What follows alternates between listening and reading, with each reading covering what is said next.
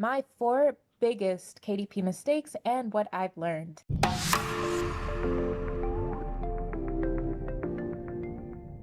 Every time you learn a new skill or even start a new business, it's inevitable that you're going to make mistakes. Society teaches us that making mistakes means that you failed somehow, but in reality, mistakes are necessary for success in anything that you do. Mistakes show us when we need to correct our paths, basically. Without our mistakes, we wouldn't learn the lessons we need to overcome the behaviors, belief systems, and assumptions that cause them. Instead of slipping into negative emotions and self-talk, when you make mistakes, use them as opportunities to correct your path and find a better solution. We're J&T from Destiny Manifeste. Thank you so much for checking out today's video. In this video, we're going to be going over 4 mistakes that we've made on our self-publishing journeys. The good thing about mistakes is that you don't have to experience them yourself to learn from them. You can hear about somebody else's mistakes and then pivot your behavior and your business so that you never run into those problems personally. We hope that hearing our mistakes will help you to avoid them so that you can fast track your success in your own self-publishing business. If videos about self-publishing, self-development, and manifestation interest you, make sure to subscribe to our channel if you haven't already, and then like the video. Also, check out our KDP publishing course if you want to know how to make life-changing income every month that can help you quit your 9-to-5 if that's what you desire. We also offer writing services to help you publish books that will sell. Links are in the description below. In no particular order, here's number 4. We competed in oversaturated niches. Most people who first get into self-publishing through Amazon KDP will try to go into it spending as little time, money, and effort as possible. Hence the deceptive appeal of the no-content book types. The trouble is that these book models are so accessible and so easy to create that the niches are very competitive and easily saturated. It's not that there's no money to be made in these niches and book types, but you really have to churn out a large quantity in order not to drown in the sea of similar books. Lined journals and sketchbooks also mean that you're competing with the likes of well-known cheaper notebooks like Hilroy and high-esteemed sketchbook brands like Strathmore. And the thing is, these oversaturated niches, they could have worked a little while ago. It's like when people ask, is selling t-shirts dead? It's like, no, selling t-shirts is not dead. But selling certain types of t-shirts, maybe I love my cat t-shirts or something like that, it's probably not going to sell in 2022 as much as it sold the first time people have ever seen these types of shirts online. So you really have to pivot into, if you're doing a low content book, it really has to be hyper focused in a very, very small sub niche for a specific group of people or something like that. You have to do something different because you're gonna drown. Like in 2000, maybe 15 or so, there were a lot of people who had those bots who could upload books for them and stuff like that. There's people who have thousands of low content books of different covers and just notebook interiors, and they made their money. So it's not like this was not possible at a time. Now we would say that you would probably end up more so wasting your time, even if you put out the same amount of books as somebody who put their books out in 2015. If you put that out in 2022, we can't guarantee you would make the same money. You would most likely be wasting your time and drowning in a sea of books. So, don't do it. Number 3 is we didn't invest in research tools fast enough. Now, investing in your business is not a sexy topic. Nobody wants to hear that putting money into your business is the easiest and fastest way to get money out of it, but it's unfortunately true in most cases. Back in the day, we would publish random books based on the little information we managed to glean from free tools or from our own research. But we didn't come across the first books to make us the first keywords that made us $10,000 in book sales until we paid for a real quality research tool. At the time, it felt like such a huge risk to invest in our publishing business because we were brand new to it and the tool cost $100 USD. But if you don't believe you can make your money back that you invest, why would anyone want to buy your products? You have to believe that you can earn your money back and more. Did you want to add anything to this? All I'm gonna say is the faster that you choose to invest in your books is the faster you're gonna make money with your books. And that really goes for any e-commerce business. People, when they're first learning about online business, a lot of people don't see it as a real business. So they're like, I want things free, fast, cheap. I want no effort in it. I want to get money out. That's not a thing. I don't know any business in life that works that way.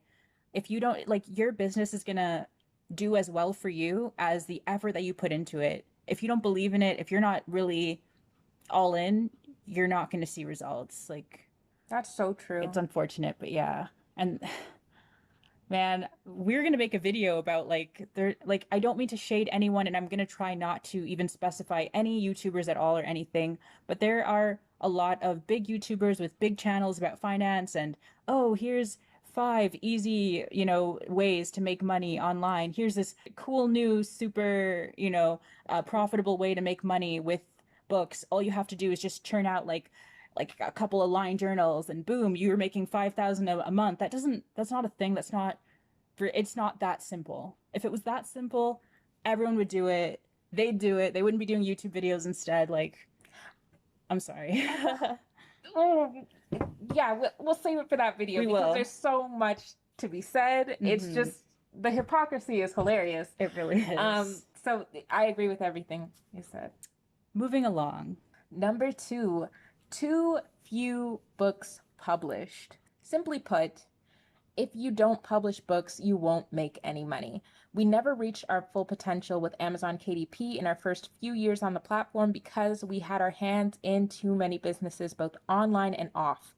We didn't know KDP's full potential, how many millionaires it's made, how many people were able to quit their day jobs with this business model. We didn't sit down and focus on KDP until recently, since we're at home. What you focus on expands, and like everything else, the more you put into KDP is the more that you're going to get out of it.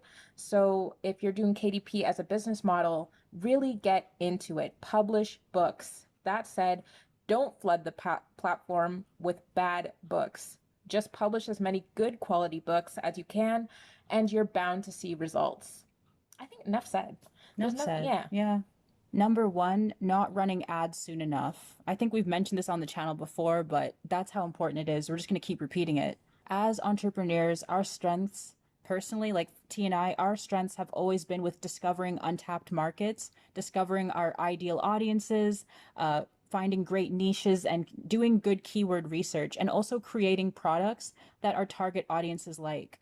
But our biggest hurdle or weakness, on the other hand, has always been with marketing. This is partly because when we ran our physical store, we attended trade shows, people looked for us, and they came to see us for merchandise because we knew we had what they wanted, right? We never had to run around chasing customers or figure out how to get their attention. They always sought us out. Thus, we never learned the ins and outs of marketing. That's why when we made the jump into e-commerce with our Shopify store, we talked about this before. We suffered from a lack of marketing experience. Suddenly, we had to target potential audiences and market towards them all by ourselves. No one was helping us.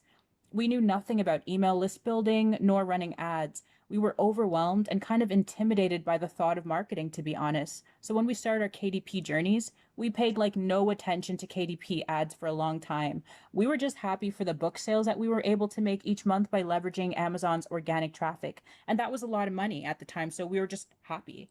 We didn't realize how easy KDP ads could be if you really understand it. And we didn't know how easy they were to learn. And we didn't realize how much of a disservice you do to yourself by taking the time to make books only to not learn about ads. You leave so much money on the table as an entrepreneur by failing to market your products with ads. It's the difference literally between a month where you make $3,000, $2,000 versus $10,000, $20,000. It really is that big of a difference. That's speaking personally, Yeah, too. that actually happened. Yeah. Our first Christmas, it was a low content book. $2,000 to $3,000 for one book. Imagine if we were running ads on that. Organic traffic is one thing, but you should never rely on it for, if you really are trying to scale KDP. And so that's it. That's a super quick video, just 4 mistakes that we made, 4 lessons that we've learned. And now that you guys know them, and if you're self-publishing or you're interested in self-publishing, now you can pivot away from those mistakes. Now you can fast track your success. You won't make those mistakes because we just told you what not to do. Make sure to subscribe to the channel. Like we said, like the video, share it with someone you think could use it. And also check out our course in the description. It's been helping so many people. So many of you guys have been like raving about it. You've been making money. We're so happy to hear from all of our successful students. And we just wanted to keep growing it, keep growing this awesome community. And as we told you guys before, to this day, I feel like our weakest skill is still marketing. That's why we're a smaller community on YouTube. So we really want to get this out to more people. We really want you guys to be able to, we want to help more people. This is a passive stream of income.